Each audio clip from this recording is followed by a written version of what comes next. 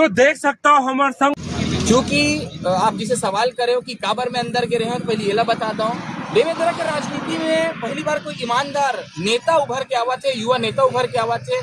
Jail ला ये दोनों सत्ताधारी पार्टी या सत्ता के विमुख पार्टी मन हा पचाए नहीं सकीस। देकर कारण मोला नाना प्रकार के आरोप लगा के साइड करे प्रयास करीस, मोल जेल में धान के जेले में रहा ऐसे भी प्रयास करीस।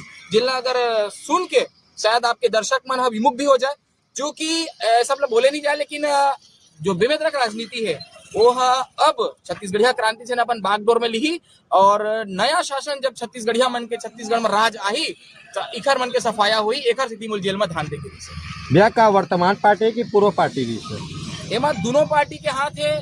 चूंकि अभी वर्तमान पार्टी तो देखा था, मैं तो जोजवा के हूँ, सीधा बात छत्तीसगढ़ी में बुरा झन माना, छत्तीसगढ़ी बहुत सम्मान के है सहे हरे भाषा हरे।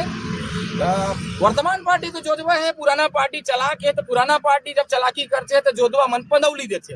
काबर दोनों जन डर रहे थे कि छत्तीसगढ़िया मन के स्वाभिमान जाग जही तो इखर मन के दुकान बंद हो जी।